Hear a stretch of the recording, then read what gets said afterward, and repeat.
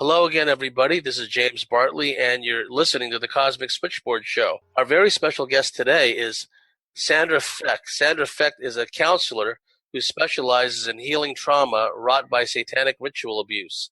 Sandra emphasizes the importance of not only treating the physical and psychological trauma left in the wake of SRA and mind control, but she stresses the critical importance of healing the energy field of the survivors.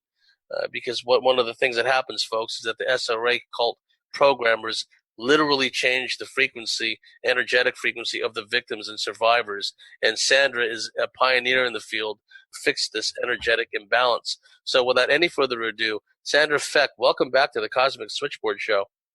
James, thank you. It's such a pleasure to be here, and thank you so much for the work that you're doing in making all of these unfortunate things known to the public at large. Thank you. It's just information that needs to be gotten out because 2018, there's a lot going on already, so we have to plow forward. Well, I hope so. I'll give a little bit about my background and how I sort of stumbled into this particular area. I mean, I was a naive counselor just like everybody else many years ago. And back in the early 80s, there was a training program offered to deal with sexual abuse. And I had never heard of sexual abuse, even though people had tried to tell me it's amazing what you don't hear when you're not ready for it. It's amazing what you do hear when you are ready. And I took this 2-year training program and started to see sexual abuse all around me. However, the other counselors and therapists with whom I was working hadn't taken the course and felt that it was just all in my imagination. And there was a lot of marginalization and shunning and ridicule and anger at the fact that I was saying there really is sexual abuse out there. I eventually decided to start my own private practice rather than working for a hospital or government agency, so that I could work more freely and find out what was going on. And in the course of looking for methods to heal repressed sexual abuse, I stumbled across something that it took me several years to kind of put together. People started talking about rituals and chanting and other things. And if there are children in the room, I would not recommend that they listen to the next bit. It's distasteful, to say the least. So if you want to take a moment to take your young ones out of the room, or if you're delicate, then it's not an easy topic to listen to. But the kinds of things people were sharing repeatedly were things like torturing children, torturing animals. I really hope that the animal rights people get onto this, because these groups really are torturing and killing and sacrificing animals to Satan. Cannibalism and flesh-eating things, and doing all manner of horrific things. And I just didn't believe it. I was hearing these things with total disbelief and doing what everybody did in the day, and that is, and I think what most are still doing, and that is I referred back to the psychiatrist for more medication and institutionalization if the person persisted in talking about such things. After a while, however, I estimate now that I probably listened to 10 to 20,000 hours of these kinds of stories. And after a while, all the stories had similar threads.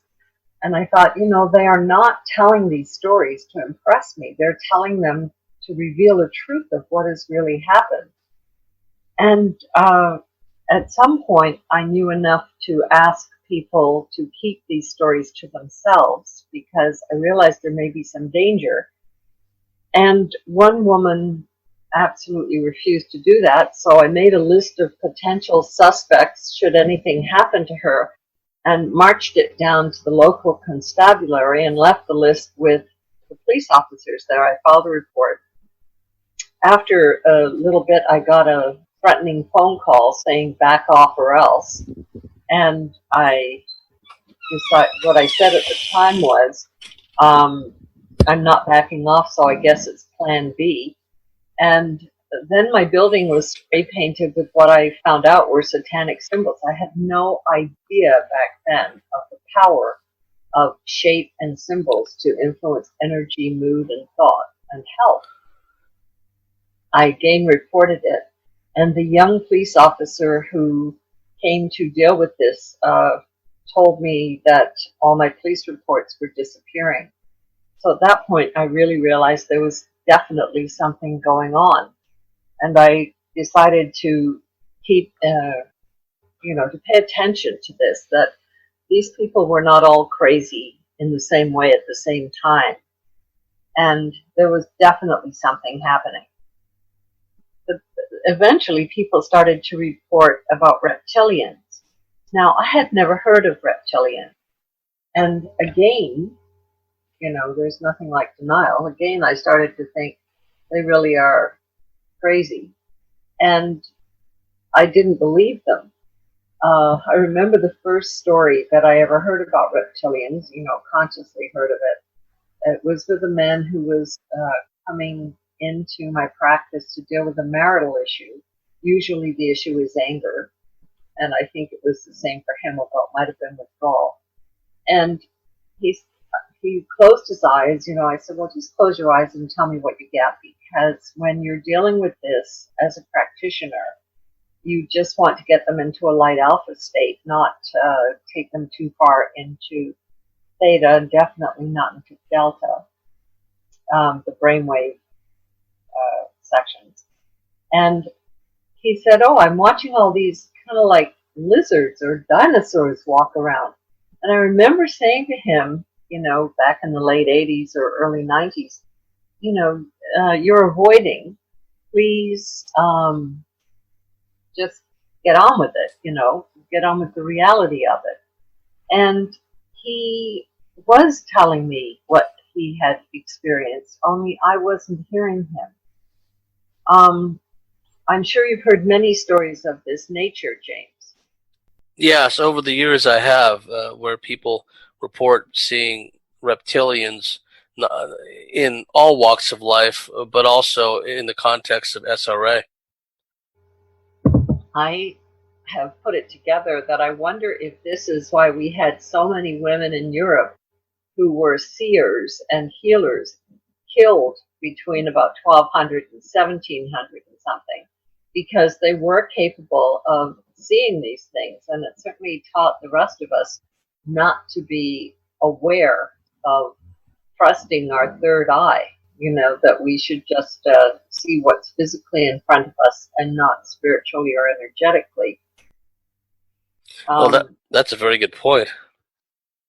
Yeah, I haven't heard it expressed anywhere, but it seems to me to make sense, Get rid of the ones who can see where the reptilians are, and just pretend that they're not there. I mean, the biggest trick of the devil is that people think he doesn't exist. So I heard many, many stories, including impregnation by these reptilians. And at first, I wasn't going to help anybody, in any way to remember any of this, because I didn't believe it. It wasn't happening. And I committed what Professor Jennifer Freyd calls betrayal trauma, where, because it was going to be too great a cost to me for my belief system, or professionally or socially, I didn't want to be that much of an outcast, that I wasn't going to believe this stuff. They were crazy, send the client off for medication and hospitalization. I couldn't afford to look at it. And but then I realized, this isn't fair. I'm sacrificing my clients on the altar of my own profession, and that's not what they're there for. So I decided that I was just going to listen, and to heck with what the majority of other people in my profession were saying. I had to help my clients. Many of them started to talk about being impregnated by reptilians. And I remember some of them struggling for many, many, many minutes as they tried to describe what was happening to them. I remember people describing things like being raped by a priest, and halfway through the rape, he morphed into a reptilian, and I have no idea how that happens. I don't know if the person has enough fear that they suddenly see things at that lower level of frequency, or if their third eye is opened up because of the fear, or if the person morphs and they're able to see them. I don't know how it happens, but I do know that I have heard, I couldn't even count the number of times, of people being affected by shape-shifting reptilians. And I've heard many stories of people who have been impregnated and given birth to beings who were, sometimes they're human and sometimes they are not. Have you heard these stories also, James? Yes, I have, and I've known of cases where the woman gives birth in a hospital, and out of her comes an infant that does not look human. It looks more ET-ish, looks non-human in general. And then they take away the fetus. They say, "Oh, it's dead." They take away the baby. They say it's dead. And then the mother and the parents in general never see it again. And then nothing more is said about it. The records disappear. I've heard about these things before. Now, so these would happen. You've heard of cases where in a hospital, a woman had given birth to a reptilian-looking baby, or at any rate, a baby that did not look human. Yeah. I've heard less of it being done in a hospital and more of it being done in experimental situations like a lab. Oh, please elaborate on that, because that happens too, definitely. Well, just that people are impregnated by these reptilians in a laboratory type environment, whether it's ETs or on a military base, but or underground. I've definitely heard a lot of those stories. And what I've gathered, and this is open for debate, but what I've gathered is that sometimes they need like really young, small wombs, and so they impregnate children or females as young as 5. And that the gestation period, if the reptilian is born out of the hybridization, is much shorter than if human is conceived. Yes. So that's my understanding. And I have had several clients who had to raise the reptilian offspring that they bore by feeding them live animals, or in some cases, babies. And this would be in an SRA or military or reptilian-controlled environment. Yes. Not all of them, but some of them. And these environments would vary. It would be, in some instances, maybe like a country manor, or another instance like an underground base, that kind of thing. Yes, or a military base. Or a military base.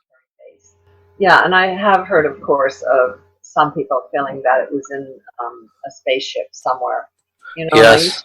Those spaceship people were just really not sane. But I'm coming more and more to realize that they're telling us the truth just like everybody else. And if you listen to Paul Hellyer, Hellyer, I'm sure you're familiar with him. Yes.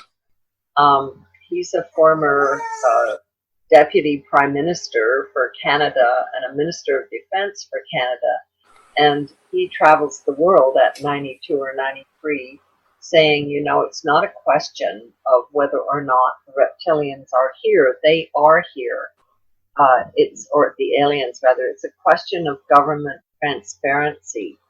And he has gone before the UN to speak out about this. And I've actually gone to a live lecture of his. And he's a very courageous man, and he has been in a position to know whether or not these things can be true. When you're at a senior level of a G8 government, then you get to know things that the rest of us don't know. And certainly Paul Hellyer has risked everything to make this known to the general population. Yeah, I'm glad he's out there doing that. I've read and heard some of his statements, and quite something to hear from someone at that high of a level who was plugged into a lot of secrets. Some of the women that I've spoken to, personal friends of mine, they've described having reptilian babies taken out of them in what amounts to a gynecological procedure, and it would be reptilians and or other ETs working for the reptilians that would take the baby out of the mother, and they would see that looking at this baby, it had scales, it had a snout, it just wasn't human, and the babies would be taken away. Interesting to hear from your perspective how some of your clients say that they were forced to kind of raise these beings, because we hear in the alien abduction field how some men and women, usually women, are taken up to a craft and they're forced to interact with hybrid babies, usually in the context of a hybrid gray baby, between a mix between a human and a gray being. These little babies would be, and some would be quite telepathic. But I'm particularly interested in the fact that you're describing this, but from a reptilian angle. And how long did these women say that they were forced to feed and raise these babies for like a protracted period of time? Is that what happened? Well, in a couple of the cases I'm thinking of, it was about 7 years. About how many years? 7. Wow. Where they would have to go and take care of them. In one case that I heard of, it was the reptilian lizard being was kept in the basement in a cage, and this person reported that at times she could walk down the street and people wouldn't even blink. They wouldn't even see what was right before their eyes. And it reminds me of the time when the European huge sailing ships first came to the Western world, that they weren't even perceived, that the shamans noticed that the waves on the ocean were different. And eventually the shamans were able to see what was happening, and then the rest of the population was able to see it. So I have wondered if the reptilians can actually walk quite freely among us, but because we don't have the configuration in our brain to be able to see it, then we ignore it. And it reminds me of an experiment where there were kittens that were reared in environments without horizontal lines in some cases, or vertical lines in others. And the ones that were raised only with vertical lines bumped into all horizontal objects. And the ones that were raised with only horizontal lines bumped into all vertical objects because they didn't have the neurology to perceive what was in front of them because they hadn't been raised with it. Yeah, so, they suffered spatial disorientation. It's unfortunate. Yes. And, but I think that if we haven't been exposed to something, that we don't have the perceptual machinery to pick it up. And I think that applies to reptilians. Yeah, I would agree. So you're saying that this person in the example would be walking down the street and this reptilian would be alongside her, but no one else seemed to be able to perceive it. That's right. Wow. And, yeah, go ahead, please. Well, I know that she had to feed this one, live animals, small animals. And others that I've heard of, apparently there was an underground, or is, I'm not sure what's true, whether it's still out there or not too far from where I live, there is an underground situation, an underground facility where they are, and they raise these babies. And, I had a couple of clients who told me that they had to go and train them to behave like human beings, because if the child is born reptilian, if the offspring hybrid is reptilian, under certain circumstances, they can morph into humanoid and human-looking beings, which, as I'm sure you're aware, if they drink adrenalized blood, which is the reason for the torture of the victims, then, they can maintain human form for a lot longer. If they are born human, they are not able to morph back and forth. So I don't know if you've heard anything about that morphing thing. But the adrenalized saturated blood from infants on up, infants, pre-adolescents, teens, adults, they get them, as you know, into a state of extreme terror and trauma, and as a result, their endocrine system releases all these hormones and adrenals, and it's prized amongst them. And now I even understand that a rich person can buy this adrenal saturated blood on the market. They've made it available for particularly wealthy people. It's just gone crazy here on the surface. Now, what have these people been told by the military when they've been tasked with training these reptilians from birth? Well, what they've shared with me, my clients have shared with me, is that they have to teach the hybrids who are reptilian to be able to fit in with our majority culture. So they were training them to play and to laugh and to interact and do things the way that we would usually do them. So, that's my understanding. How would they communicate with these entities? Would they verbally talk to them, or was the discussions telepathic? Something, I don't think I ever asked that. I would imagine that there was some vocalization, especially if they could take on human form. So, but I haven't asked that specific question. I'll have to do that. Oh, incidentally, what's the name of that? What's the surface location where that underground base is located near you? Well, it's near Brecon, Ontario. How do you spell Brecon? Brechin. It wasn't a military base. It was a reptilian base. Oh, I see. It's a reptilian base. Yeah, now I have heard, of course, of other areas, such as the major military places where there are things going on there. But this is not a military base. This is a reptilian base with access to the lake. Is that Lake Ontario? No, it's Lake Simcoe.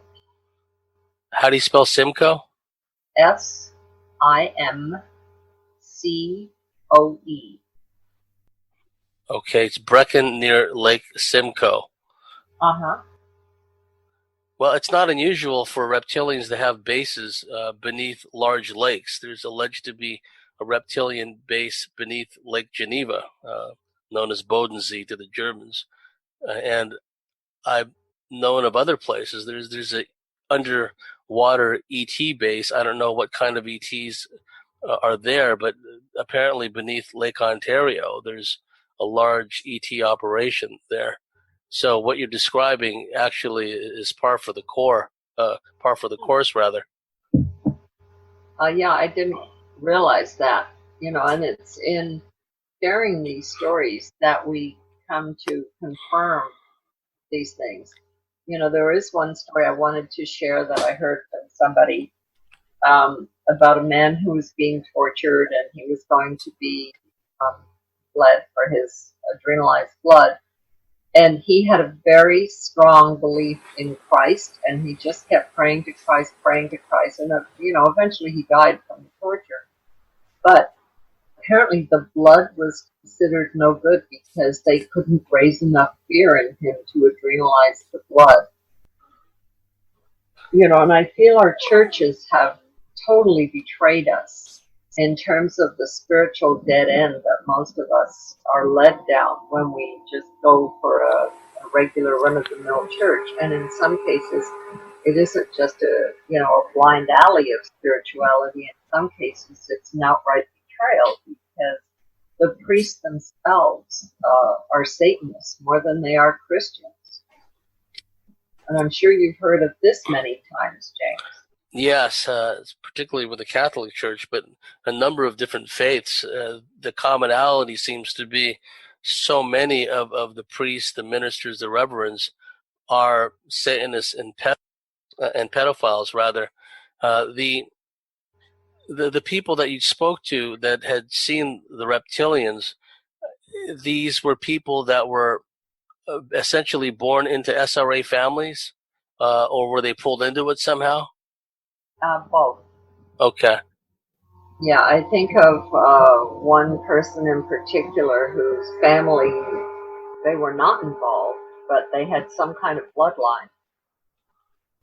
And they were threatened within an inch of their lives if the parents didn't turn the children over to the cult, that they would all be killed.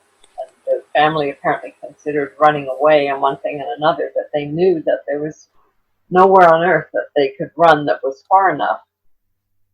So they just handed the kids over, because they had no choice. Other families were definitely satanic families. Some families have sold their children in order to get financial or professional rewards, promotions, jobs, money for surgery, whatever. But there's always some little twist whereby they're hooked into this cult if they're not an intergenerational family. At some point, the linkage between the satanic cult, the military mind control, begins to merge with the reptilians, and within this process, have some of your witnesses describe settings where, on the one hand, there could be like a joint SRA reptilian environment, and or times when it seemed as if the reptilians were the ones that were calling the shots in a given facility, and the humans, including the cult members, had no choice but to obey. Yeah, and I've definitely had that, and I've certainly come to the conclusion that whoever we think is running the world is absolutely not running the world. But I do believe that we are answering to much different powers than what we think we are. That I believe that the reptilians and the some extraterrestrials are running the world, and I think that this is one huge testing ground to see what you're made of. And I believe in God and Christ, and I believe that God is in control and allowing this to happen to give us all a good test to see, what do you believe? Do you have the courage of your convictions? Do you see what's going on here? Do you allow yourself to see it? And what are you doing about it? So this is the conclusion that I've come to, and I think we all have to find our courage and our faith and stand up, and in whatever group we're in, whether we're doctors or lawyers or florists or farmers, whatever we're doing, if we look closely enough, we're going to see something is going wrong in our particular trade or profession. And how can we, knowing what we know about what we do, stand up and make this better? I mean, I've described to you how people in my field are betrayed by not being listened to and being drugged. I mean, the pharmaceutical companies are very happy with it, I'm quite sure. They're all being medicated in my country at taxpayers' expense and then institutionalized instead of just listening to them. Because if we listen to these people, we find the truth. And you know what? They get better. If they're just listened to, they get better. So I'm, a bit confused about why it would be such a great option to drug them and institutionalize them at great expense to the taxpayer and at great cost to who this person could have been. And I think it behooves all of us in every profession and trade to see what's going on and to stand up, and do something to improve the situation for others. Yes, and the fact that the psychiatric tyranny is part and parcel of this control system, they would rather have these witnesses who've seen and experienced this out of sight, out of mind. In some places, as far as I know, they still resort to electroconvulsive therapy.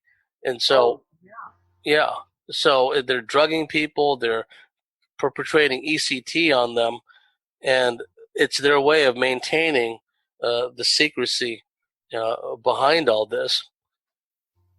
Yeah, and you have to ask who benefit from that. I don't know. Have you heard of Gary Wayne? The name sounds familiar. Can you tell me about him?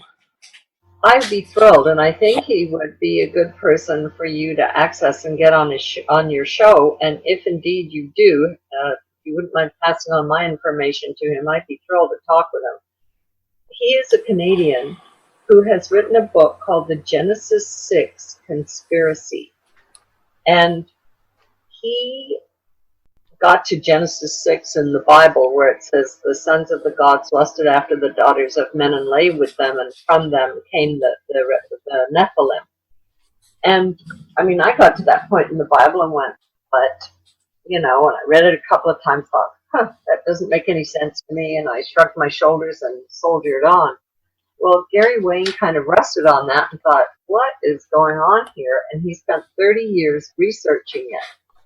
And he traces the secret societies and the reptilians back to Genesis 6, to Cain and the children of Cain, and how it all,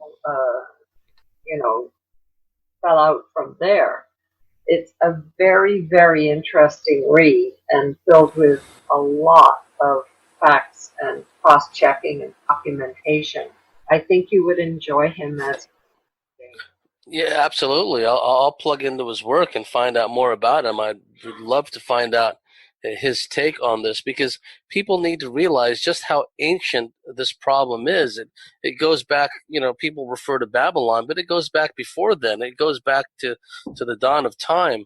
And if there's ever going to be a time for us to throw off the shackles and break free of this cosmic vassalage, there's no time like the present. Have any of your clients talked about,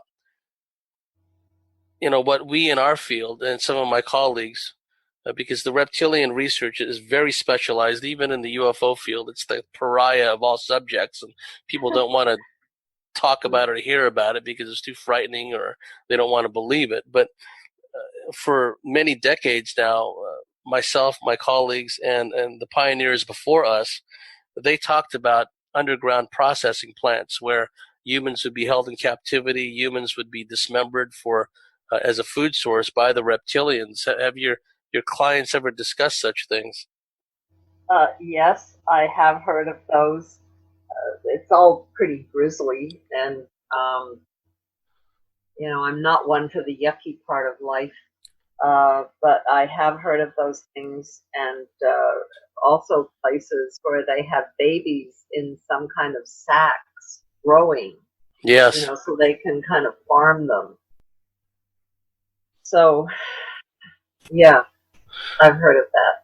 Yeah, and definitely the deep black elements of the military intelligence community are aware of these places. Indeed, because of this linkage, because of this bloodline intermingling, the military is involved too at some level, where they know about these places.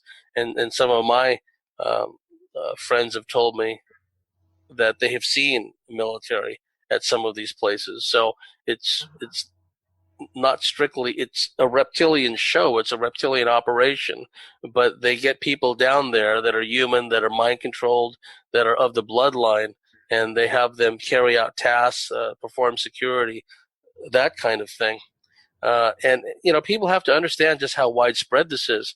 Now, some of your clients probably have talked about at the local level, where some of the people that they see in the SRA cult, some of the people that they've seen within the context of the reptilian experiences, even reptilian shapeshifters, some of them probably are like local politicians or local bigwigs or that kind of thing. They come from those kinds of families, don't they? Yes. Although I think that people from every walk of life definitely involved. My estimate, I don't know what your estimate is, but my estimate is that 1/3 of the population is definitely involved in this sort of thing, either as a perpetrator or a victim. And, we cannot ignore the fact that those with negative rhesus factors in their blood, that there is no human explanation for that particular blood type. And it's a very common blood type, so I'm not sure how many of us may at some point have our origins in this type of crossbreeding. I believe it's widespread. I believe that most of us here on the surface have some reptilian DNA. Indeed, the R complex, the reptilian part of our brain, is the oldest part of our brain. It's where all the reptilian characteristics reside and emanate from. So whoever did the reptilians, when they did their genetic engineering upon us way back when, they ensured through their genetic manipulation and their obsession with ensuring the right bloodlines interbreed with each other, that they would wind up being the ruling elite. And if you notice, Sandra, especially in the recent past, it's just gone crazy with the normalization of pedophilia, the normalization of, nowadays they euphemistically refer to it as gender studies and what have you, to the point where if in Canada, if a parent is, objects to what their child is being taught in these schools, they stand in danger of their child being taken from them. They stand in danger of being harassed by the system, because the system basically is made up of these kinds of beings. That's who's running the show. Well, I know from William Carruthers' book, Pawns in the Game, that one of their objectives was to get an Illuminati member on every single board in the world. And of course, if you get somebody who's being well paid and argues passionately against someone, then they're going to be listened to just because of the intensity. I wanted to pick up on a couple of things you said. Please. One is that if you look at Egyptian art, you will see evidence of hybrid beings, human beings with horse heads or bird heads, centaurs, and that sort of thing. So I think this crossbreeding has been around since the beginning of time. I did also want to mention that there are good reptilians, that there are good aliens, that I've heard stories, where perhaps there would be some scientists and some reptilians and some military people experimenting on other human beings. And the good ones have risked their lives to the point of being killed in order to try and help preserve the humans. Those are very sad and touching stories, as weird as they sound. Yes, I'm aware of such cases where reptilians have gone out of their way to protect people. And when they've been found out, they've been punished and even killed. So definitely, hats off to the reptilians that have tried to make a difference. I'm absolutely convinced there's, they're not just individuals. I believe that there are factions of reptilians that are good, that have tried to make a difference over the many millennia. I think so. And the other point that I wanted to touch on that you mentioned was this transhumanism agenda. Yes. And I remember coming back from Europe on a flight that originated in India, and I don't remember the name of the airline, but you know how you go through the drill about, in the event of whatever, this is how you fasten your seatbelt and blah, blah. And they showed a child putting on their seatbelt, and they showed a mother putting on her seatbelt, and then they showed a robot putting on his seatbelt. So that was their nuclear family. Mom, robot, daddy, and child. And I don't know where all this is going in terms of this transhumanist agenda, but there's certainly confusing things. My understanding, like I'm in Ontario, and Catherine Wynne is the leader of the the Liberal Party here, and my understanding is that they're giving the kids 26 gender choices. Oh my goodness. Yeah, and that's like before they're 10. What do you do with 26 gender choices? I mean, that's confusing enough to begin with. I can't even think of 26 gender choices. I should get that list, I suppose. Yes, please. And there's a similar situation in New York City where they have dozens of genders, and it's official in the books that there are dozens of genders, and this adds to the confusion. This leads to the sexualization of children because of the importation of Sharia law and the importation of many people from the Muslim world, from Africa, from Afghanistan, where pedophilia, where sexual assault is the norm, actually, nowadays. There's a case ongoing right now in France, Sandra, where the defense attorneys for the accused rapist, who, according to the artist's rendition of the courtroom, looks like an African individual, their defense is that the girl is 11 years old, therefore consent was given. She has to be regarded as being of age to have consensual intercourse. And of course, that skirts around the issue of kidnapping, of forcible rape, of sexual assault, because it all comes under the banner nowadays of consent, right? And they have another issue in some of these Western countries. They call it the mature minor, where it's codified in the state and federal governments, and of course, a lot of this has to do with the coercion and mind manipulation of the teachers and the counselors at the schools, where a child, sometimes as young as 7 years old or younger, can supposedly decide for himself or herself to start receiving hormone treatments to begin the process of like changing genders, right? And they are deemed mature minors, and the parents don't have to be informed. But it's very selective. They're not mature enough to decide on other things. But when it comes to things like this, or learning about sexuality, masturbation, etc., they're deemed mature minors. So we see it going on all across the board now, Sandra. Well, I don't like to point a finger at any particular group, because I think these things are so individual. I do know this, that in my experience, any person who is transgender, they've always known, that they were in the wrong body. Yes, I agree. And from the time they were children, and it's the same with people who are gay or homosexual, they have always known.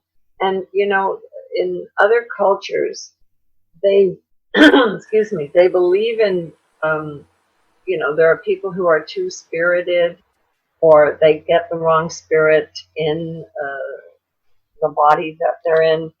And there are some places in Haiti, there's a community in the mountains in Haiti where they can't even tell the gender of the child until they hit puberty.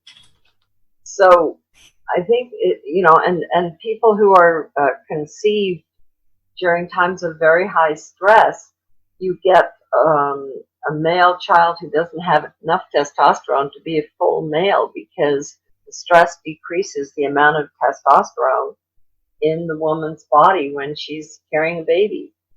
So I think it's a very, very complex issue. And I can see approaching it in terms of respecting the spiritual aspect of it, but I can't see forcing it on people and exposing it to children who have no idea of this. The other thing is that when we start down this road, what we're really doing is opening the door for pedophiles who just want to be able to get the energy of the children, because children have very, very pure energy. And when you are sexually active with somebody, you trade energy fields and you feed them energy. So, this whole business about hooking up with somebody, just for a one-night stand, young people don't realize what they're getting themselves into, and they start that kind of conduct. And it ages you. And if that person is into satanic or ritual abuse, what you're getting is absolutely low-level energy in exchange for your purity. And many times when somebody has been raped or involved in sex with, an adult when they were a child, when the victim was a child, they feel like they can't get clean enough, that they can't wash out their inside. And I think the reason for that is that they have just given their purity to some rapist who now feels wonderful because they've taken that beautiful energy from the child. And what they've done in exchange is transferred their absolutely predatory, horrific, low vibration energy into the child, which is why people feel they need a bath on the inside, and why they feel so terrible after rape, not realizing that that is not their energy. That's the energy of the person who just molested them, and I think that when we open the door for pedophilia, we are infecting these young people with all this terrible low-life energy, the destroyed morality of that group. And I think if children come to it naturally, that's one thing. But which child in our culture has not been exposed to the hip grinding and the lyrics of modern rock and roll and these kinds of really disgusting movies and TV series that are going on right now? My husband and I, we like to sit down, relax, and watch a good TV show. And we were watching one the other day, and one of the scenes in the first episode was two women being sexually active. I mean, if you're gay, that's fine. I wouldn't agree with this scene if it was a male and a female, two males or two women or whatever. I just don't agree with the scene. But they were being sexually active, and they were pretty graphic about it. I mean, I couldn't believe what I was watching. It would have been considered extreme porn at one point. And the one woman unstrapped the dildo and threw it on the floor, and the camera zoomed in on the glistening dildo on the floor. And my husband and I looked at one another and thought, well, that's enough of that one. I don't need to see that. Yes, and there's a new cartoon on Netflix where they normalize pedophilia. This adult man turns around in a car seat and says to a young boy something like, do you want to, kiss a man's penis or something grotesque like that? And we're seeing this also in some of the skits on Saturday Night Live. Well, Saturday Night Live, when it first came out, if you remember, Sandra, it was kind of edgy, it was kind of risque, but it was funny. It wasn't vulgar, right? Nowadays, It's nothing but vulgarity, perversity, and in the guise of humor. And so for young kids who don't have a framework, a historical framework, and they're so naive, they're so subject to manipulation, ideological manipulation, they won't know any different because they don't have a historical framework with which to regard all this. They'll sit there, they'll nervously laugh, and the people around them will nervously laugh at some of these skits, but it'll be taken on board at the very least subconsciously. And that's a very good point you made also, Sandra, about the spiritual energetic equivalent of a sexually transmitted disease, because so many of these young men in particular, when they get sodomized and raped frequently, whether it started in camp, whether it started in like a boys' town scenario or in Catholic school, whatever the case may be, many of them wind up committing suicide. Many of them wind up becoming extremely embittered, extremely angry, and embark on a life of violence, embark on a life of crime, because what's happening is there's an energetic transfer, and especially where young boys are concerned, because it's sodomy and because the energy, the kundalini, is activated in a very painful, traumatic way. The energy shoots right up the spinal column, right up into the brain, and the perpetrator, the pedophile, is usually an entity infested person, usually a reptilian host, and so they're literally infusing reptilian energy, demonic energy, into that boy. Or if it's a little girl that's being violated by an adult man or an adult woman, they're infusing their reptilian energy into that boy or that little girl, and it literally corrupts them from within. They begin to have all these, trust and self-loathing, self-doubt issues, and this plagues them throughout their life. Yes, and I totally agree with that. And sodomy is used deliberately because there is a spot that if you sodomize in a certain way, it causes such extreme pain, which does several things. One is the person dissociates and their soul actually starts to leave their body. Yes. The group that knows what they're doing, it's like, oh, great, I can just pick out that energy and put something else in. So that is, those are two purposes right there.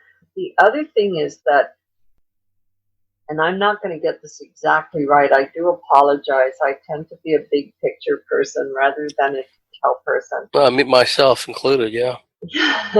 Maybe that's why we can see this big picture and we count on others to come up behind us with the details. I liken myself to an explorer in the 1500s, making some crude map of North America, and others who will come later refine the map. But here's the map as I have it so far, that when someone performs sodomy and there's so much pain, another use of that particular torture is to be able to program the person, because what is done is they whisper programs into the left ear while they're doing that act that creates so much pain. Large intestine is also, and it's large intestine that's offended by this. It's also a metal energy, and I've heard many times of people being raped with metallic metal objects, and the pain is intense. And what happens is that the impulse is transferred up to the brain, where it literally creates a false light. And some people think that, well, gee, I've seen the light through sodomy, and it's a spiritual experience, but it isn't a spiritual experience. It's a Luciferic satanic experience that is doing something other than making you enlightened. It's really entrapping you. So I don't know if you know anything more about that, James. Yes. People have to understand that within the context, within the SRA cult scheme of things, if a male in the cult who's willing and able to do all these things, to be sure they are disassociated, to be sure, extreme trauma has been meted out to them to the point where they dissociate and have alter personalities programmed into them. But even when they're, for the most part, in their front alter consciousness and they know they're in a cult, and especially when they're in the alter personality where they're a fully fledged member of the cult and fully functioning within the context of the cult, they know that if they're a male, at some point they're going to have to go through a ceremony which involves them being sodomized, because they cannot go up higher in the cult. If they want to be a high priest, they have zero chance of getting there, if not for that cult or for any other branch somewhere else. They themselves must be sodomized. So when you see these high-ranking mucky-muck politicians and big shots, and you know that they've been in Skull and Bones, you know they've been in some of these secret societies, guaranteed that at some point they themselves have been ritually sodomized. Mm-hmm. Yeah, that would make total sense to me. The other thing that I've heard in some of the very sophisticated, more ancient types of cults is, and this, I'm sort of two minds about whether or not to repeat these stories, because in the wrong hands, stories can be seen as erotic, and I don't want that to happen. The kinds of things I'm talking about are the way they use sex magic in these cults. And I've heard of stories where there is a child, a little male child at one part, and then there is a circle of men who either ejaculate, like they are joined to one another through sodomy, and the last person is raping the child, and they are joined to one another, and they either ejaculate sequentially or simultaneously to produce different sexual impacts and to summon different things into the ritual.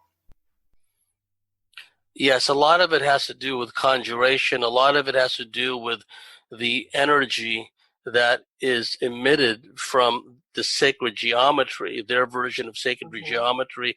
They do these things inside circles. They do these things inside pentagrams, and they do them in places, whether it's in a clearing in the forest or it's in a house somewhere or a barn somewhere, that have natural energetic vortexes, ley lines, where the veils, the membranes between worlds are very thin, precisely to when they engage in such practices. It allows these entities to come in from other lower dimensions, able to manifest. It allows some of the members to shapeshift into reptilians, and it allows even more of these other dimensional entities to jump in, extraterrestrial entities as well, to jump in to the participants, whether it's the unwilling victim or it's the members of the cult. Well, we reached the end of a fascinating first segment. Did you want to go on for another segment if you have time, Sandra? Yes, I would like to take a few minutes break, but I'd be happy to do that. Okay. We've reached the end of the first segment of a fascinating, thought-provoking, and meaningful discussion with Sandra Fecht. And I must commend Sandra for the work she does. Not many people know the challenges she's had to overcome doing her kind of work. It's not easy, and at times it can be quite stressful, to say the least. So thank you so much, Sandra. We'll see you at the top of the next hour. If you like what we do, if you believe in what we do, please go to thecosmicswitchboard.com, sign up and become a member, and we'll talk again in a moment. Sandra, did you want to give out your contact information to the listeners? Certainly. My email is Sandra Fecht, that's Sandra, F as in Frank, ECH, T as in Tom, at Rogers, ROGERS.com. and I'm just in the process of revising my website, but it's www.sandrafecht.com. Thank you, Sandra. Thank you. For our listeners, if you like what we do, if you believe in what we do, please go to thecosmicswitchboard.com, sign up and become a member, and we'll see you at the top of the next segment.